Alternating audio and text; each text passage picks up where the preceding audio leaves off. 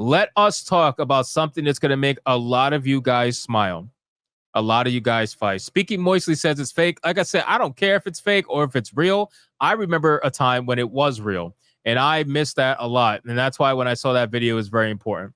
We got a headline from Financial Times. Now, this is very important information. Not a lot of people are talking about the actual company BlackRock, right? Everybody's talking about their influence. Everybody's talking about ESG, DEI, myself included. Although I have started to focus fire specifically on the company themselves.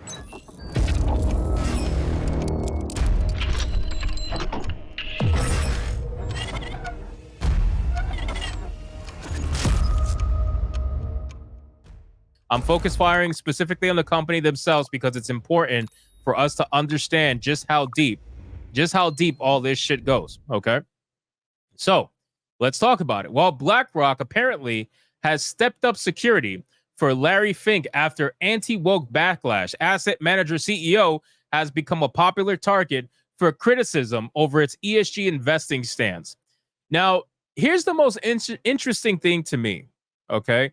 What's the most interesting thing to me is that this company, BlackRock, and many of them like them, I am almost positive they advocate for and also try to push the defunding of police. I would almost guarantee that if you were to look into their political history, that they were advocating for the defunding of the police. Because the funniest thing is that usually these multimillionaires, or in this case, billionaires, what they normally do is they advocate for the removal of public safety, which is very interesting. And they always do that considering that they are able to afford their own safety. They can pay for and maintain and manage their own private security, and yet they're the first ones to say defund the police. They're the first ones to say, you know what? Public safety needs a reform, or we need less police, right? Because as long as it doesn't affect them, as long as it doesn't come to their doorstep, then it's not a problem. Well, apparently it's now become a problem. So they have actually invested much more money. I think it's triple the amount of money this year than they did last year for Larry Fink themselves. Now let's read a little bit and find out exactly how much. So BlackRock, and remember, guys, I got a video coming out about this tomorrow, a little bit more of a deep dive. I'm not going to deep dive super into it this stream because we got a lot of topics, but I'm going to give you a little bit. So check out the video tomorrow if you want to see more.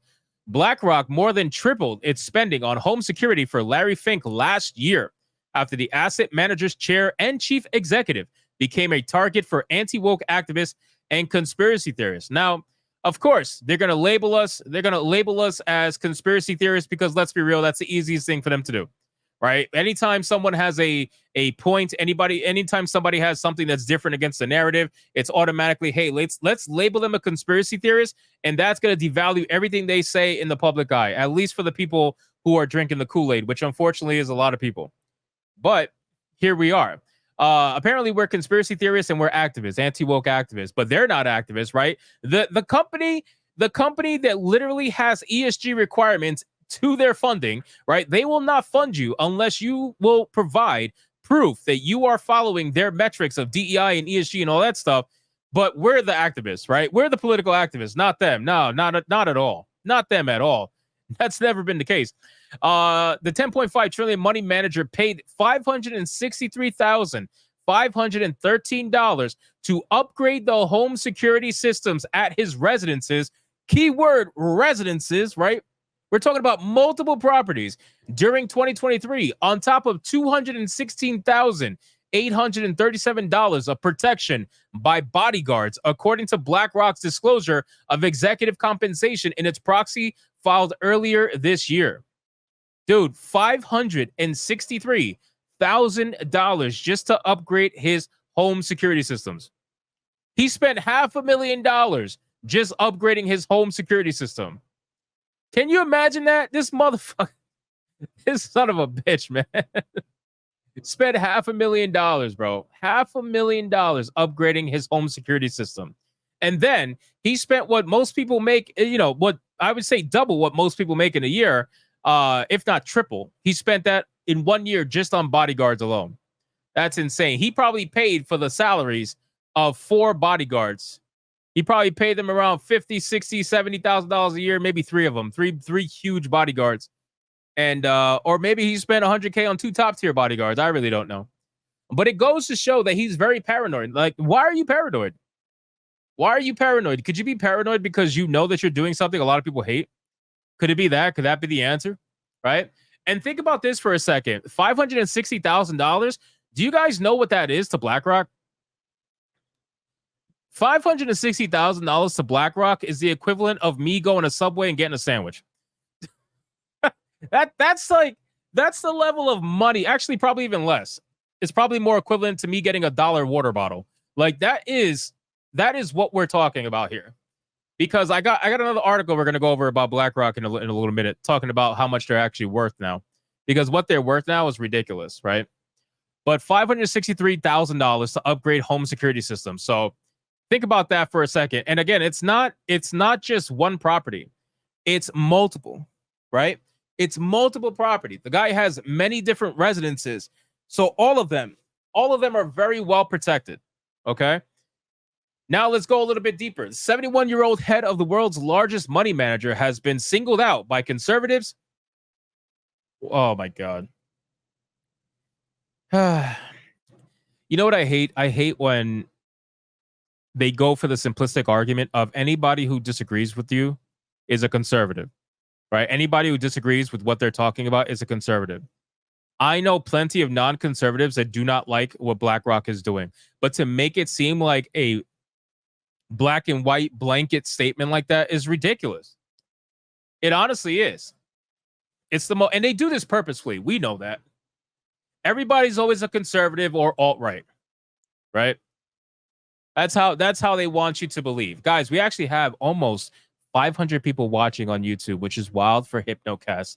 That's normally Saturday Night Hypnosis numbers. Well, I mean, we usually do better than that, but still, guys, keep liking the stream, keep spamming the chat. We might set a record on Hypnocast tonight if we keep going. That'll be sick. But let's continue. And no, they don't have receipts. Somebody asked, do they have receipts? No, they don't have receipts. Where are we at? And fringe groups as part of a backlash against BlackRock's use of investing based on environmental, social, and governance factors. BlackRock was repeatedly referenced in the primary season elections debates between Donald Trump's rival for the Republican Party presidential nomination, Vivek Ramaswamy, one of the candidates called Fink, the king of the woke industrial complex, and the ESG movement. Now, is that not accurate? Is that not accurate in the slightest, ladies and gentlemen? Think about that for a second. Is that not accurate? Because in my opinion, that looks very accurate. I would call Larry Fink the king of the woke industrial complex. I would.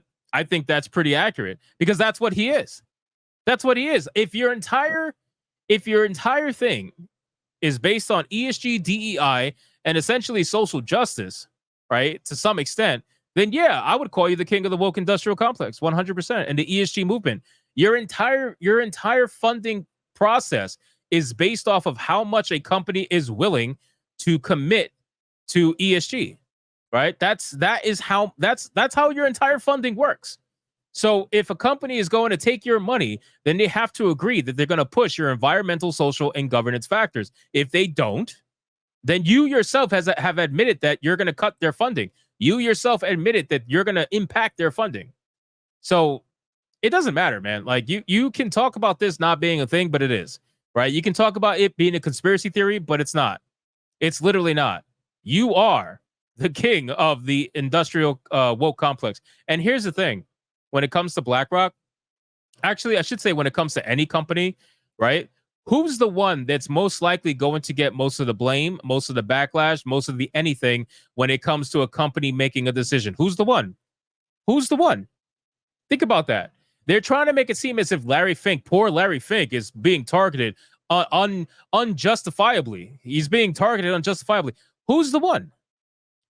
He is a CEO. The CEO, the face of the company, is going to be the one who's going to get the backlash when something goes bad.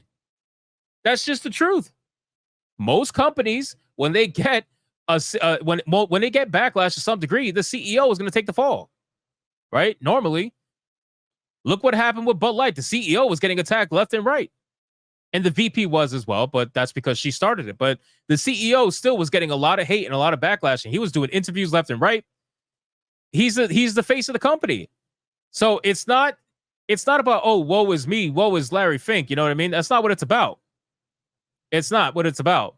But they are going to find a scapegoat for him. They are going to try to look for something to blame other than Larry Fink, and they're going to hope that it eventually leaves the news cycle, which explains it's interesting. It explains a lot as to why Larry Fink was melting down as much as he was on the earnings call. Because at first, when I looked at it, I didn't think he was melting down that much. But then when I rewatched it again, I realized, no, he was actually kind of upset in his words. He was actually kind of upset in his words. And imagine this. Imagine all it took was just to piss off a couple of gamers. That's it. Man, gamers really changed the world. Let me tell you. Gamers really changed the world. All it took was you to just piss off a couple of gamers. That's it. You pissed off a couple. And that's it. Fink said at the time that the debate references were a sad commentary on the state of American politics. Here we go, bringing up politics when nobody said politics. Blackrock's offices have been targeted for periodic protests by climate activists who say it has not done enough to promote decarbonization. Oh my God. Hold on. Wait a second. Timeout. Timeout, chat. Timeout, chat. Didn't they just say up here that he's been singled out by conservatives and fringe groups as part of a backlash against BlackRock's use of investing on ESG?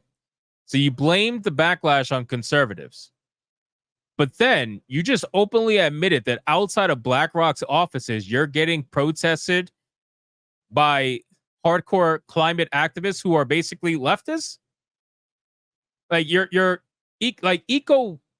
climate activists are not usually conservative or right wing, like at all. Usually, you just admitted that you're getting protested by leftists, which goes into the entire conversation about the woke eat their own, right? Like you're getting DP'd here. Like you realize that, right? You're getting it from all ends.